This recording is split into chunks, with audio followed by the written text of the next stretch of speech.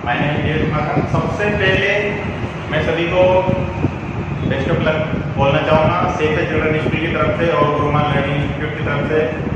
3 महीने हो गए, अभी तक काफ़ी अच्छी तैयारी कर ली होगी तुमने।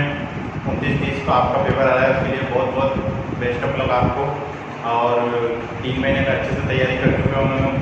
अब तो तुम्हें कुछ ज़्यादा बताने की जरूरत नहीं है, लेकिन फिर भी कुछ इंपॉर्टेंट चीज़ें हैं वो मैं तुम्हें बताऊंगा ताकि तुम उन चीज़ों को वापस रिपीट कर सको, वापस उन चीज़ों को खोज सको। देखो, इस कोरोना की इस हालत में सबका नुकसान हुआ है, सबका।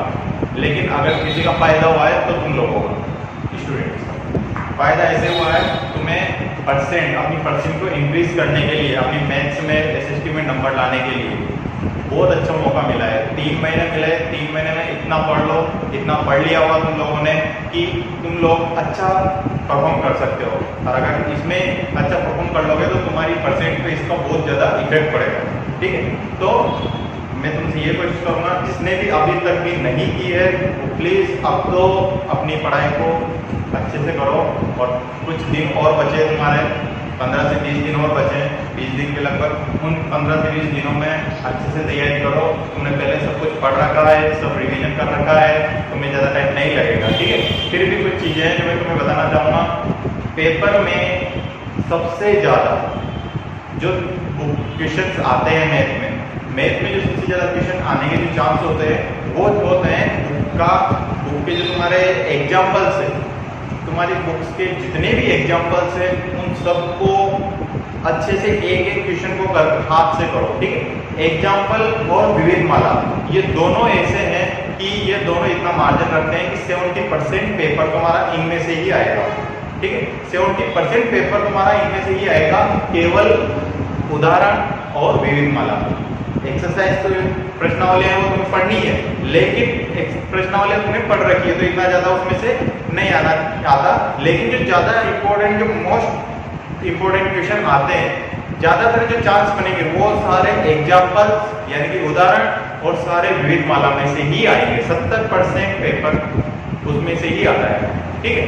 कोशिश करो हर एक क्वेश्चन करने की, हर उदाहरण करने की, एक एक उदाहरण को खुद सोल्व करो। विविध माला की इंपॉर्टेंट क्वेश्चन करो जो तुम्हें लगते हैं इंपॉर्टेंट क्वेश्चन, उन क्वेश्चन को करो। वैसे विविध माला के और उदाहरण के सारे इंपॉर्टेंट क्वेश्चन है, मैं गारंटी के साथ कह रहा हूँ अगर तुमने उदाहरण और इंपॉर्टेंट विविध माला के क्वेश्चन कर लिए 70% पेपर उसमें से बैठेगा, ठीक है। इसके अलावा कुछ क्वेश्चन जो होते हैं वो इन पे बेस आते हैं, उनकी वैल्यू चेंज हो जाती है और लैंग्वेज चेंज हो जाती है, पूरा बेस ये रहता है, ठीक है। तो ऐसा कोई डरने की जरूरत नहीं, क्वेश्चन बाहर से कोई अलग क्वेश्चन नहीं आएगा। कोशिश करना सारे क्वेश्चन अटेंड करने की, क्वेश्चन कोई भी नहीं छोड़ना, ठीक है। अब बात करते हैं अपन क्या क्या इंपॉर्टेंट है, वो सब मैंने पहले भी बता रखा है तुम्हें। पहले सबसे 6 नंबर के जिसमें जो क्वेश्चन आते हैं उन प्रश्नावलियों को पहले पढ़ो, अच्छे से क्लियर करो। जैसे मैं बात करूँ, सबसे पहले प्रश्नावली 4 ग्राफ है, ग्राफ बनाना अच्छे से सीखो। सारे बुक के जितने भी ग्राफ है, विविध माला के, उदाहरण के और उसके प्रश्नावली के, सारे ग्राफ बना लो। गिनती के ज़्यादा से ज़्यादा 15 ग्राफ होंगे, 15 ग्राफ बना लो, उनके बाहर से ग्राफ नहीं आएगा। विविध माला के जो लास्ट के 4 क्वेश्चन है, लास्ट के 4 क्वेश्चन विविध माला के इंपॉर्टेंट, मोस्ट इंपॉर्टेंट है, ठीक है। इसके बाद इसमें से 6 नंबर का क्वेश्चन आएगा ग्राफ में से। अपन आगे बढ़ते हैं, आगे बढ़ेंगे प्रश्नावली 7। प्रश्नावली 7 जो है उसमें 12 तो उदाहरण है और कम से कम 30 के लगभग क्वेश्चन है। चलो क्वेश्चन नहीं भी होते हैं तुम लोगों से, जिन्होंने कर लिए बहुत अच्छी बात है, जिनसे नहीं होते उदाहरण अच्छे से रट के जाओ। 12 उदाहरण है, 12 के 12 उदाहरण अच्छे से रट के जाओ। उदाहरण में से क्वेश्चन आराम से आता है, क्योंकि इसमें क्या होता है और में अथवा में क्वेश्चन आता है तो कहीं ना कहीं एक क्वेश्चन वो उदाहरण में से ही पटकता है, ठीक है। तो कोशिश करो दोनों चीजें पढ़ने की, लेकिन नहीं होता है तो 12 उदाहरण अच्छे से रट लो, उनको अच्छे से कर लो, ठीक है। इसके बाद आते हैं अपन प्रश्नावली 9। प्रश्नावली 9 एक हो गई अपनी प्रश्नावली 4, एक हो गई प्रश्नावली 7। इसके बाद आते हैं प्रश्नावली 9। प्रश्नावली 9 जो है इसमें से भी 6 नंबर का क्वेश्चन आता है। अब इसमें से ज्यादातर जो क्वेश्चन बनते हैं वो ज्यादातर क्वेश्चन बनेंगे प्रश्नावली 9.1 में से बन सकता है, 2 में से बन सकता है और विविध माला में से बन सकता है। उदाहरण इसके सारे पढ़ के जाओ, विविध माला पढ़ के जाओ। विविध माला के इसके जो लास्ट के क्वेश्चन है वो बहुत ज्यादा हार्ड क्वेश्चन है, तो थोड़ा सा कोशिश करना आ जाएंगे इजीली, ठीक है। इसके बाद इसमें जो ज्यादातर क्वेश्चन बैठता है वो 9.1 में से क्वेश्चन बैठने के ज्यादा चांस होते हैं। दूसरी बात 9.1 का क्वेश्चन नंबर 15 नहीं पढ़ना, क्वेश्चन नंबर 15 के पीछे मत पढ़ना, कोई भी उस क्वेश्चन को मत करना, नहीं आएगा, ठीक है। अब बात करते हैं अपन प्रश्नावली 9 की। तो मैंने आपको बताया प्रश्नावली 9 में 4, 7, 9 ये प्रश्नावली ऐसी है कि तुम्हें 6 नंबर देके जाएगी। प्रश्नावली 9 बहुत इजी है, केवल एक तो दूरी वाला सूत्र लगेगा और एक मध्य बिंदु और एक वो वाला सूत्र लगेगा, ठीक है। तो इनके अलावा 3 सूत्र है, उनके अलावा कोई सूत्र नहीं है, वैल्यू बेस्ड क्वेश्चन है, केवल सूत्र में मान रखना है और आराम से सोल्व कर सकते हो। इसके बाद अपन आते हैं प्रश्नावली 17। मैंने 11, 12, 20 ये जोड़ा है, पहले उसको थोड़ा सा देखेंगे। पहले प्रश्नावली 17 पर आते हैं। प्रश्नावली 17 है माध्य माध्यक बहुलक। माध्य माध्यक बहुलक, इसमें तुम्हें माध्य माध्यक बहुलक तीनों चीजें पढ़नी है। पूरा का पूरा क्वेश्चन जो है 6 नंबर का आता है और इसमें इस तरीके से क्वेश्चन आएगा कि अथवा में आएगा। माध्य जो है दोनों क्वेश्चन में आएंगे, ऊपर वाले में माध्य आएगा, नीचे वाले में माध्य आएगा। ऊपर वाले में बहुलक आ गया साथ में, नीचे वाले में माध्यक आ जाएगा। तो माध्य तो दोनों में आएगा और बहुलक और माध्य अलग अलग आएंगे, ठीक है। तो क्या होगा, एक 6 नंबर का क्वेश्चन बनाएंगे और 2 क्वेश्चन को जोड़ के, एक तो माध्य जोड़ेगा और एक बहुलक जोड़ेगा, या फिर एक माध्य जोड़ेगा और एक माध्यक जोड़ेगा। तो माध्य और माध्यक दोनों पढ़ने हैं, तो बहुत ईजी है, केवल सूत्र में मान रखना है और आंसर आ जाता है।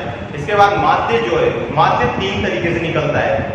साधारण विधि, साधारण तरीके से निकलेगा, इसके बाद कल्पित माध्य से निकलेगा और पदविचलन से निकलेगा। मैं तुमसे यही कहूंगा, अगर तुम्हें कल्पित माध्य और पदविचलन में दिक्कत आती है तो तुम्हें केवल साधारण विधि ही याद रखनी है, ठीक है। ज्यादातर जो क्वेश्चन आते हैं वो इस तरीके से आते हैं कि माध्य ज्ञात कीजिए। अब इसमें कुछ नहीं लिखा उसने, केवल उसने ये लिखा है कि माध्य ज्ञात कीजिए। तो माध्य ज्ञात करने का मतलब ये है, माध्य ज्ञात करने का मतलब ये है कि अपन कोई सी भी विधि लगा सकते हैं। वो अपन से कोई विधि की नहीं बोल रहा भाई ये विधि से लगाओ, तो अपन यहाँ पर साधारण विधि से ही करेंगे। मैं तो यही बोलूंगा तुमसे कि अगर तुम्हें नहीं आता है, कल्पित माध्य में थोड़ा कॉम्प्लिकेट लगता है, तुम्हें परेशानी आती है, पदविचलन में दिक्कत आती है, साधारण विधि से ही करके आओ, ठीक है। तो ये तुम्हारे लिए बहुत ईजी रहेगा। तो ये 6 नंबर आपको दिला के जाएंगे। 6 ग्राफ बहुत सीधा है, इसमें से 12 उदाहरण रट रहे हैं, कुछ भी नहीं करना, 12 उदाहरण तो रट लो केवल, उसके अलावा कुछ नहीं करना। 3 नंबर तो मिनिमम देके जाएंगे और किस्मत अच्छी रही तो 12, 6 भी देके जाएंगे, ठीक है। प्रश्नावली 9 है, प्रश्नावली 9 भी केवल 2 प्रश्नावली रखती है, 3 फॉर्मूले याद रखने, 3 सूत्र याद रखने, उसमें आराम से 6 नंबर देके जाएंगे। प्रश्नावली 17 है, इसमें भी आपको केवल मीन, माध्य, बहुलक और माध्य देखना है। 6 नंबर ये देके जाएगा। बहुत इजी, बहुत सीधे सीधे। ये प्रश्नावली इसीलिए बनाई गई है ताकि बच्चे जो पास नहीं हो पाते, जिनके कोई दिक्कत आती है, जो पढ़ नहीं पाते, जो लास्ट टाइम पे पढ़ते हैं, उनके लिए प्रश्नावली बनाई गई है, अच्छे से नंबर ला सकते हैं। इसके बाद बात करते हैं अपन प्रश्नावली, चलो 5 क्वेश्चन आते हैं, 6 नंबर के 5 क्वेश्चन आ जाते हैं, ये तो हो गए 4। अब एक क्वेश्चन कहां से आएगा? एक क्वेश्चन मैं आपसे बता देता हूं। एक क्वेश्चन जो आता है वो 11 या 12 इन दोनों में से आएगा, ठीक है। 11 अथवा 12, 11 प्रश्नावली और 12 प्रश्नावली, इन दोनों में से एक क्वेश्चन आता है। आएंगे दोनों में, दोनों आएंगे और दोनों अथवा में आएंगे। दोनों में से एक क्वेश्चन करना है अपने को। तो या तो 11 प्रश्नावली को अच्छे से रट लो या 12 प्रश्नावली को अच्छे से रट लो, ठीक है। दोनों में से एक प्रश्नावली अच्छे से रट लो, 6 नंबर दिलाए जाएंगे। क्वेश्चन नहीं आता है कोई दिक्कत नहीं है। 12, 11 और 12 थोड़ी सी हार्ड पड़ती है बच्चों के लिए, थोड़ा सा पड़ता है, इतना कुछ ज्यादा है नहीं। अगर नहीं आता है कोई दिक्कत नहीं, इसको छोड़ दो, इनको पढ़ो, बस इनको पढ़ लो, इनको पढ़ लो आराम से। 24 नंबर ये दिला के जाएंगे तुम्हें, 24 नंबर ये दिला के जाएंगे। इसके अलावा और भी इजी चीज है जो मैं तुम्हें बताने वाला हूँ। अब इनके पीछे आता है बहुत अच्छी बात है, पढ़ लो, नहीं आता है छोड़ दो, कोई दिक्कत नहीं, ठीक है। कोशिश करो, मैं ये कहूंगा 11 और 12 में से एक प्रश्नावली को अच्छे से रट दो, आ जाएगा आराम से, ठीक है। अब आते हैं अपन प्रश्नावली 13 की बात करते हैं। तो 13 जो प्रश्नावली है इसमें केवल गिनती के उदाहरण और सवाल सारे मिला के, 13.1 में तो कुछ है नहीं, 13.1 में से याद रखना 1 नंबर का क्वेश्चन बनता है, छोटा क्वेश्चन बनता है, ठीक है। 13.1 में कुछ इतना हार्ड है नहीं। उदाहरण 13.2 के उदाहरण और प्रश्नावली 13.2 अच्छे से पढ़ लो। वेदमाला इसमें नहीं है, पर केवल गिनती के 10 क्वेश्चन है। गिनती के 10 क्वेश्चन तुम्हें पढ़ने हैं। 10 क्वेश्चन में तुम्हें 13 जो प्रश्नावली है 4 नंबर दिला के जाएगी। 13 जो प्रश्नावली है वो 4 नंबर दिलाई जाएगी तुम्हें, ठीक है। ये प्रश्नावली 4 नंबर दिलाई जाएगी, केवल 10 क्वेश्चन पढ़ने हैं तुम्हें। 10 क्वेश्चन बहुत इजी क्वेश्चन है, ज्यादा हार्ड क्वेश्चन नहीं है। ज्यादा से ज्यादा 2 क्वेश्चन ऐसे हैं जो तुम्हें थोड़ा सा हार्ड लगेंगे, बाकी और क्वेश्चन है नहीं, वो 2 क्वेश्चन भी हार्ड लगेंगे लेकिन वो आने के चांस कम है, ठीक है। अब बात करते हैं प्रश्नावली 18। प्रश्नावली 18 की बात करते हैं तो प्रश्नावली 18 में तुम्हें देखा है प्रायिकता। प्रायिकता का एक सूत्र याद रखना है तुम्हें, अनुकूल स्थितियां बटे कुल स्थितियां। इन सूत्र को याद रखना है, इस पे पूरी प्रश्नावली खत्म है, ठीक है। 4 नंबर का क्वेश्चन आता है, एक 1 नंबर में आता है और एक 3 नंबर में आता है। कोशिश करना है अपने को कि दोनों अटेंड करना है, जितना हो सकता है उतना अटेंड करो। एक प्रश्नावली पढ़नी है केवल, इसमें भी गिनती के तुम्हारे उदाहरण और सारे मिला के 15 क्वेश्चन होंगे।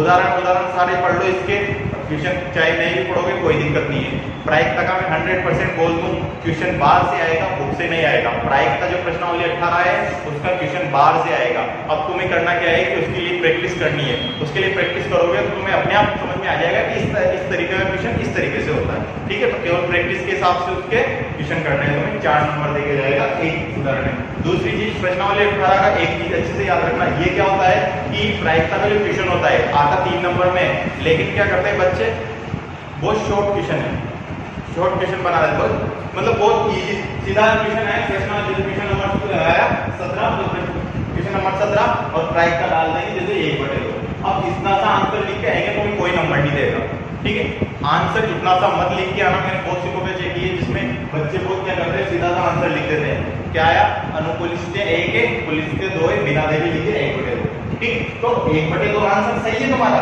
लेकिन 1/2 आंसर इतना शॉर्ट में लिखोगे तो उतना नंबर नहीं मिल पाएगा। 3 नंबर का क्वेश्चन लिख रहा है तो 3 नंबर के हिसाब से लिखना पड़ेगा। कैसे लिखेंगे, सबसे पहले अनुकूल स्थितियां, फिर बाद में कुल स्थितियां, अनुकूल स्थितियां यहाँ पर लिखो, कुल स्थितियां यहाँ पर लिखो, फिर सूत्र लिखो प्रायिकता बराबर अनुकूल स्थितियां बटे कुल स्थितियां, फिर चौथी लाइन में लिखो, 3 लाइन होगी, चौथी लाइन में लिखो मान रखो उनका कि भाई एक अनुकूल स्थितियां है, कुल स्थितियां 2, उनके मान रख दिए, फिर उनको काटो सोल्व करो। थोड़ा सा उनको लगना चाहिए कि हाँ 3 नंबर में उन्होंने दिया है, किया है बच्चे ने, तो वो आराम से नंबर देगा तुम्हें। ये होता है प्रश्नावली 18 की बात करें तो प्रश्नावली 18 4 नंबर तुम्हें दिलाई जाएगी।